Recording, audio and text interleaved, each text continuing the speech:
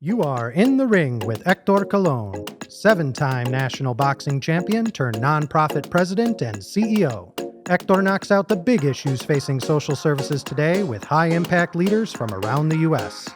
In the Ring is a creation of Lutheran Social Services of Wisconsin and Upper Michigan and produced by No Studios. And now, here's Héctor Colón. Hello, hello, hello. You asked and we delivered. Héctor Colón is actually in the ring today as guest, and he is here and willing and ready to answer all of the burning questions. My name is Sharon Hootie, and I am so excited to serve as your fill-in host today.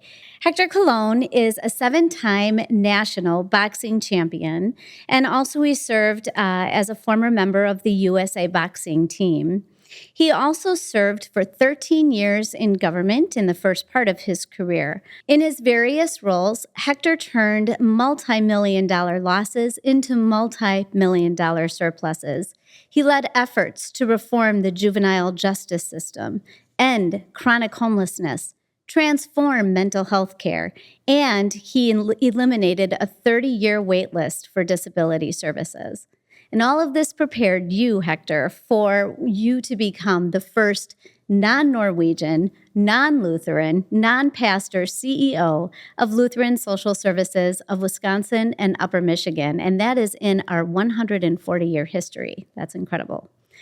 Under his leadership and in the first 5 years of his tenure, he and the leadership team actually had a significant $18.6 million financial turnaround at LSS.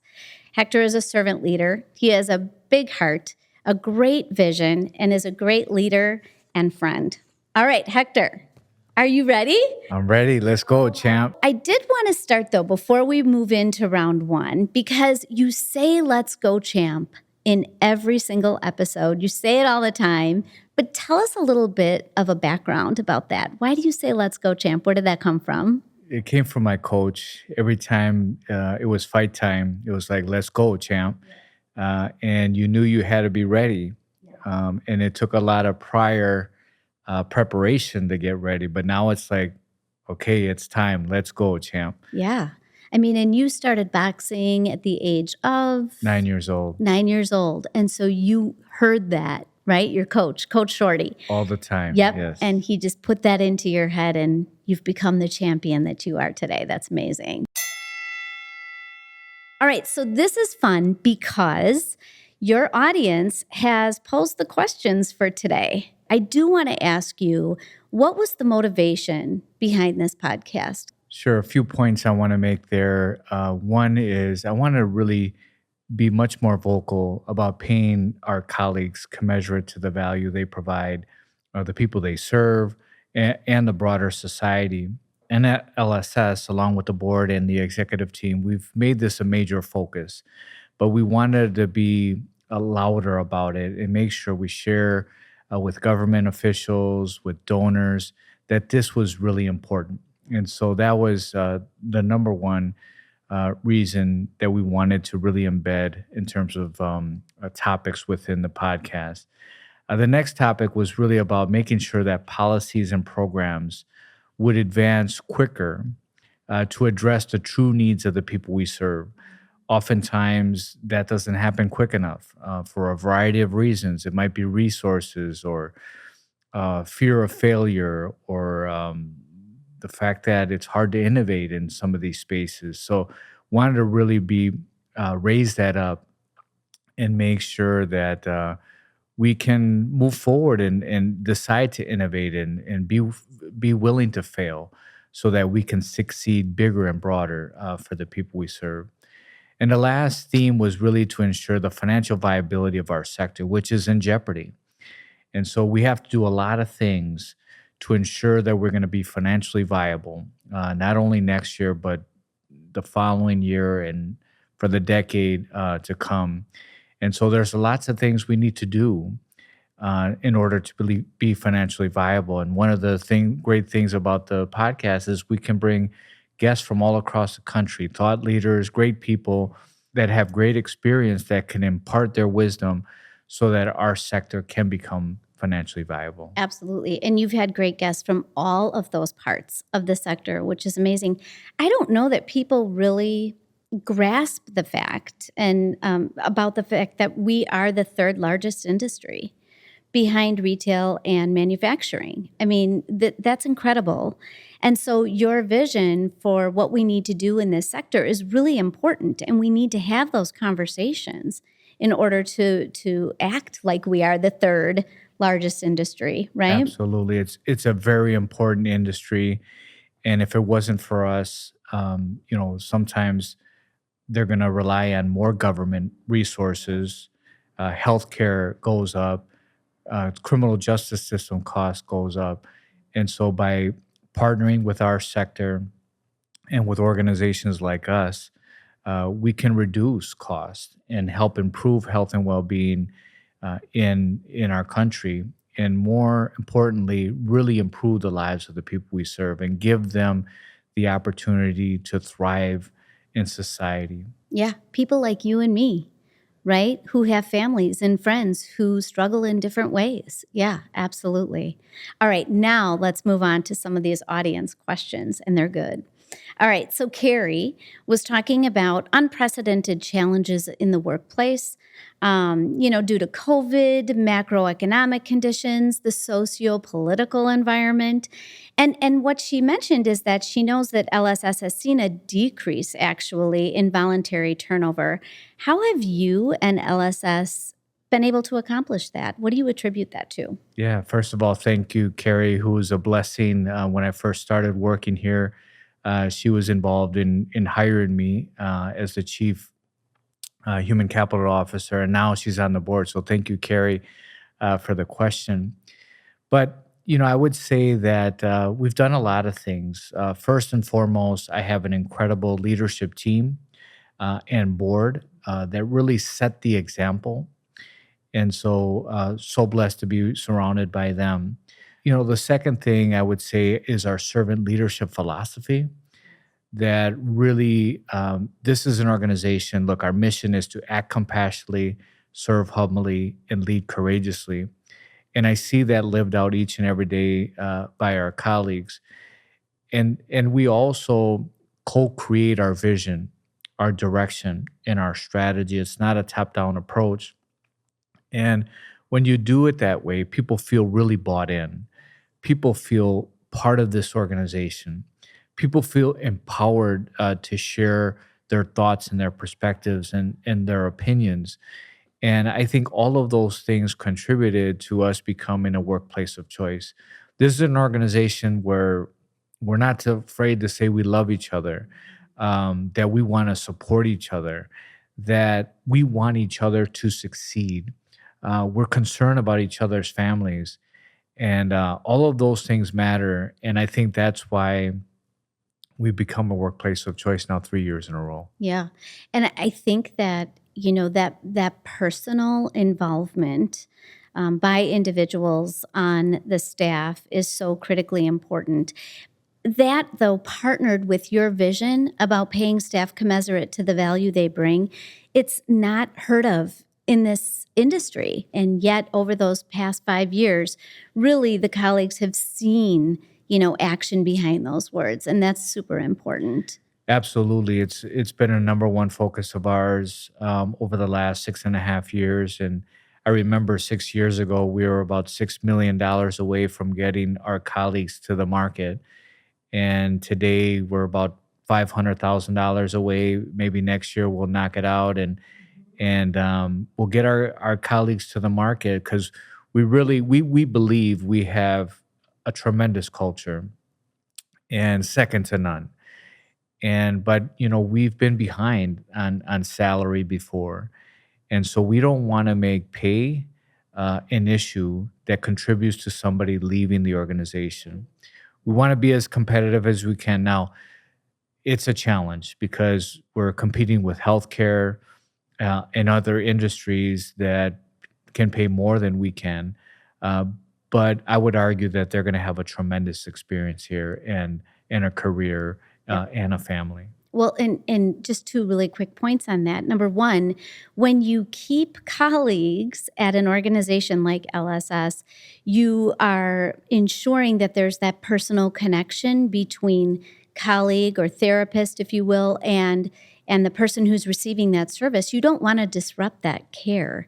That's super important. The other thing, though, is this really gives hope to other nonprofit organizations that are in this sector that it is possible, right, to be able to create that financial, turnaround and take the steps in order to realize that vision of paying staff.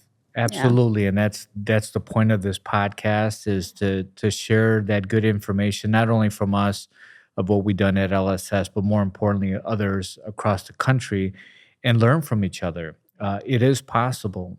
Sometimes it's very hard. There's lots of barriers that make it difficult, but with good leadership and this right strategy, it can be done. I love that.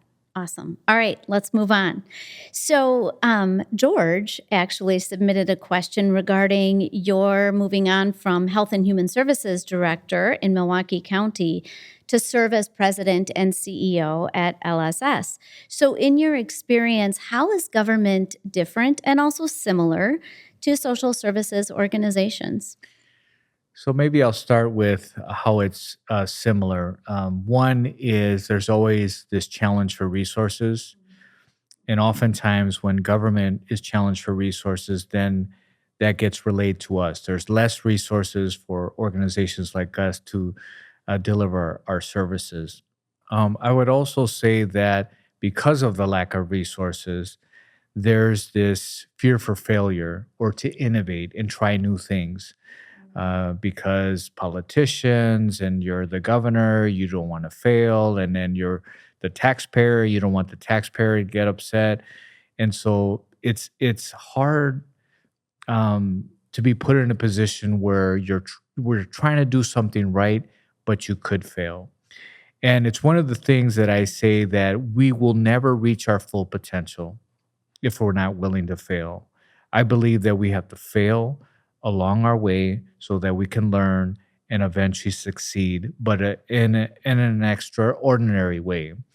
And so our sector is similar. We have donors, we have limited resources, and so we also, don't want to fail. And but I believe that you have to be strategic, get the right resources so that you can go out there, make some mistakes, make some tweaks, and eventually do something very powerful for the Mhm. people you serve. Absolutely. When you're talking about government and how it's similar and dissimilar, where do you see some collaboration and innovation? In your podcast episode with Governor Tony Evers, you were talking about, and you just mentioned it here too, about healthcare, right? And how sort of moving into the social services space. So where is there some of that innovation or collaboration that could be happening? And take that as an example or anything else that you'd like to share. Yeah, I think the collaboration between healthcare and social services is starting, but it's too slow. And there are many hospitals now and health systems that are starting to do social determinants of health and more of these social services that we have been doing. We would say that we are the experts Mhm. at social determinants of health. Hold on. Let's just talk about what social determinants of health is. Can you just Sure. give a quick definition? Yeah. So those things that really the research shows that if your social determinants of health are taken care of, that's going to ultimately promote total health and wellness, Which include what? housing, food, medical, transportation, all of those things that are necessary in everybody's life. And when those things are taken care of, your health and well-being is going to be better. Absolutely. Yes. But it's a great opportunity for our sector to collaborate with healthcare and to address those individuals that are falling through the cracks. And so they might have insurance, for example, but they don't have access to a therapist, and it might take them sometimes I hear stories of up to a year. And if you're in a mental health crisis, you can't wait for a year to get those services. And so we want to work with that population and provide them with intensive case management services and show the healthcare system and the payer that we can reduce costs and improve outcomes. So it's a win-win for everyone, and more importantly, for that person Yes. that's falling through the cracks. So that's a nice, innovative approach that I believe government can get behind, the private sector can get behind, health systems and nonprofits. And some of that work is underway here at LSS. Yeah. No, I love that. Well, I think that completes round one. So good job. Thank I you. thought this was great. Seasons 1 and 2 focused on building awareness for viewers and sector challenges, and also how high impact leaders across the country are addressing them through innovation and partnerships, etc. So tell us what your focus is this year. Yeah, I want to really focus on early intervention and prevention. Okay, tell me more about that. Our system is really backwards. We wait for, like in the mental health, we wait for a crisis to happen. Oftentimes you're 17, 18 years old, and then we intervene. And oftentimes it's too late. Or we wait for that kid to penetrate the criminal justice system. First of all, it costs so much. The outcomes are bad, and we could do better. And so I want to make sure that there's more of a focus on early intervention and prevention because it's hard to fund these efforts because sometimes they take a while to realize the results.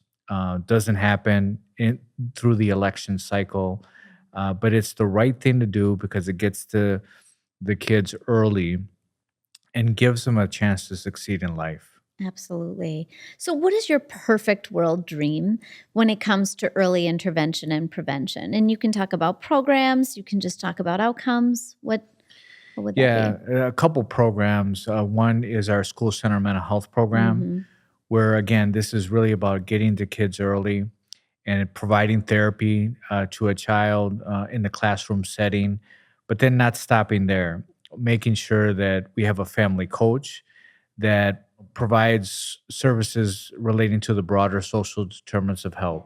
So, like I talked before, housing, food, medical, transportation, making sure that all those things are taken care of for the family. Their own mental health needs. Sometimes family members have some, uh, undiagnosed needs, and providing them some services with the idea that the better they are, the better that child is going to be.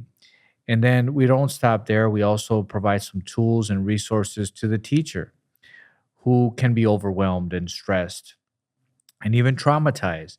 And so this is a great program again where it gets the kids early, gives them the chance to succeed. It's very holistic as well. And so that's one example that really excites me. Absolutely. I mean, we've talked about this too about if you can unburden some of these stressors, right? These adult-sized stressors from those kiddos of like you said before about, housing and food insecurity. I mean, that's huge because then they can be ready to learn. They can go to school and do what kids do and play and get together with their friends. And so what is it going to take for this sector to get to that perfect world? What barriers do we need to overcome? This is where we're going to need courage from our politicians, from governors and mayors, to put a stake in the ground and say, you know what, this might not happen in my during my election cycle, but it's the right thing to do, and take more of a long term view to make sure that we're doing the right thing today for the next 10 and 20 and 30 years. That's going to ultimately yield better outcomes. It's going to be more cost effective, and it's going to be better for everyone. You bet. It's a bipartisan view and it affects us all. Absolutely. Love that. So, Kevin from our audience asked, are there programs that LSS is working on or maybe that are already in place to address unmet needs, maybe things that folks don't know about already. And I know you talked about school-centered mental health. What else is going on? Yeah, there's a program called CLTS, Children's Long-Term Care Supports, where again it's with kids who have developmental delays, and it gets to them very early, with the idea that the sooner we can provide them with services, with resources, with help, the better they're going to be as they grow into young adults and eventually adults.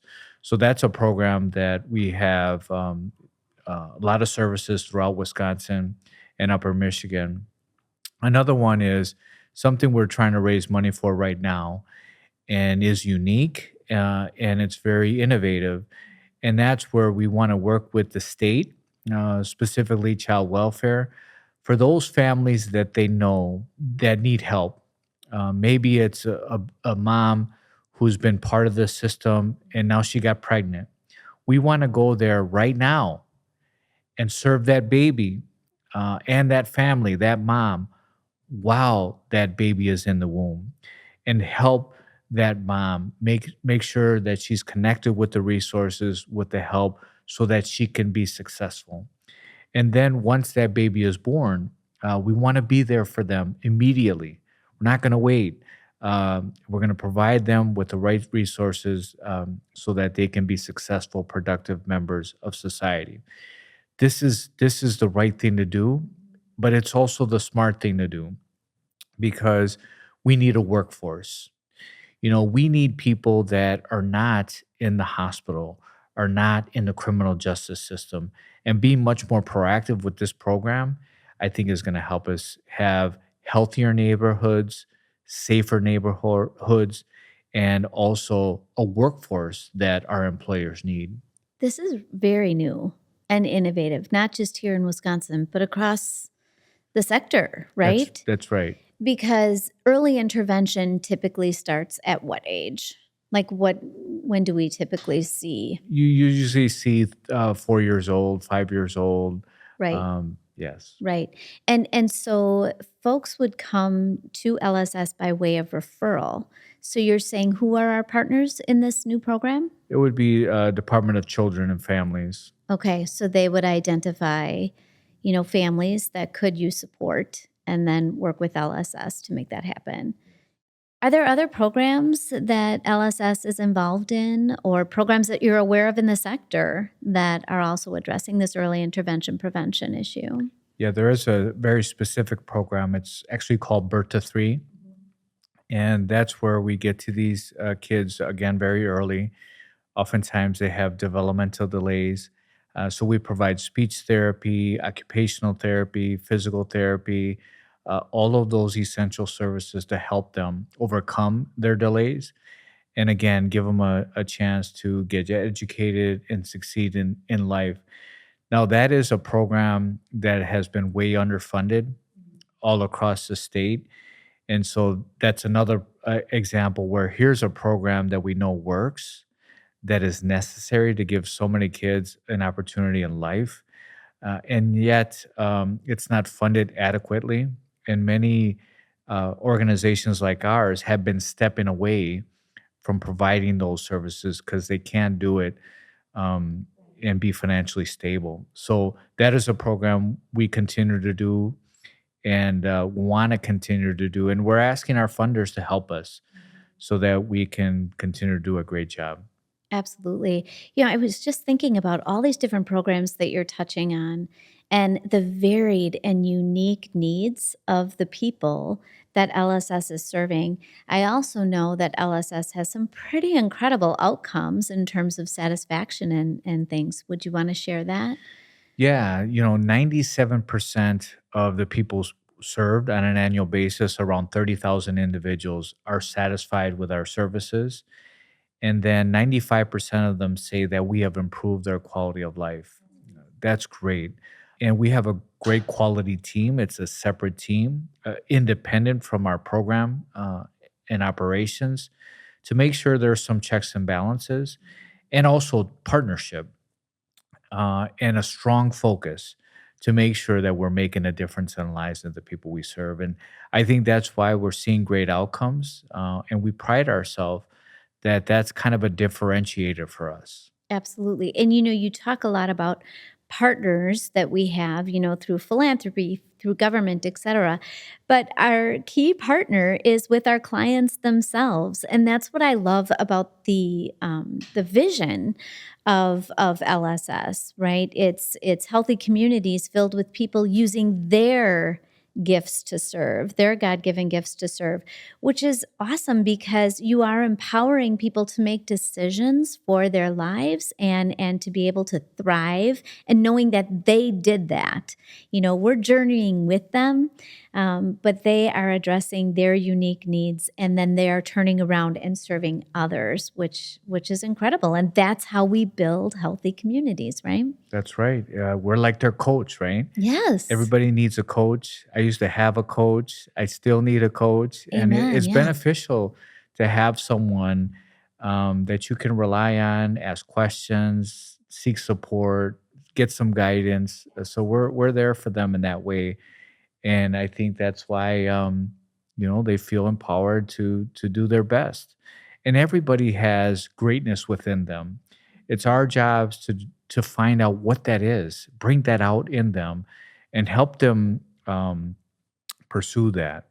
And that's what's going to give them purpose and meaning in life. I love that. That is a great way to close round 2. Thank you.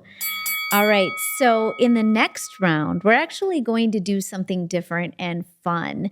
We're going to see how Hector bobs and weaves and rolls with the punches. All right. All right. Are you ready for round 3?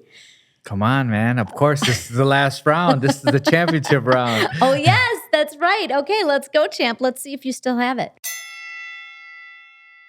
So Tara wants to know, as a leader, how do you prioritize and maintain a company culture that aligns with your values and goals? Yeah. Well, I think first is finding an organization that aligns, and did a lot of research about LSS before I joined.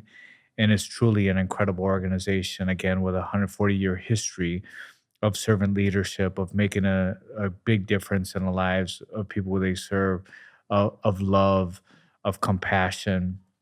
And so it was easy to come to the organization that really aligned with my personal values. And the way we continue that, working together in this organization, is to really co create our vision, our direction, and our strategy. And we're doing that together. I'm not a top down type of leader. We co created a new vision, a new mission, our new strategy together. And that way people feel empowered.